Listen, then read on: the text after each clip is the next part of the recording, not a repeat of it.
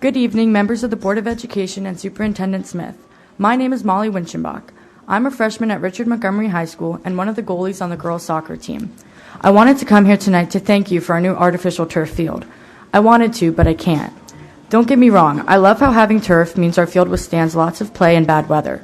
But I'm here with some of my teammates to ask you to do something about how the turf you've chosen for the RM field is hurting the athletes that play on it. I'm not talking about your average turf burn.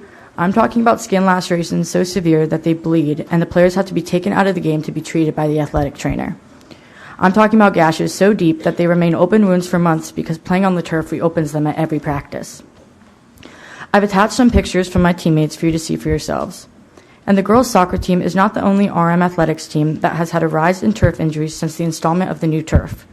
I've attached a copy of a recent article from the school newspaper that reported on this issue. As you might imagine, the turf has taken a real toll on my and the other goalies' bodies since we have to dive on it every day. As athletes, we like to think of ourselves as having a pretty high pain tolerance after withstanding lots of sports injuries. But having to play on this turf every day that you know is going to rip up your skin when you fall on it is just soul-crushing.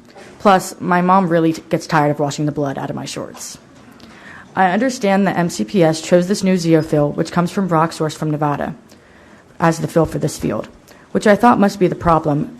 However, then I played on Whitman's new turf, which apparently has the same fill, but its field was noticeably softer, with the turf blades of different thicknesses, making it more cushiony, unlike our sandpaper field at RM.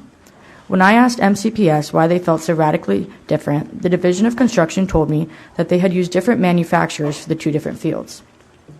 But the results should not be this different, and the turf at RM should certainly not be the cause of so many cuts and gashes to the skin of the student athletes that play on it. I know that if I invited you to come out and try the field yourselves with a game of soccer, you would probably politely decline, and I wouldn't blame you. You would have to stock up on a lot of gauze and Band-Aids. So instead, I'm asking if you can do something to make RM's field less hazardous to the student athletes that use it, and to please make sure that this doesn't happen at any other fields in MCPS.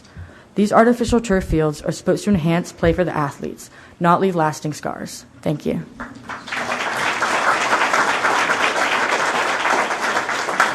Next is Elizabeth.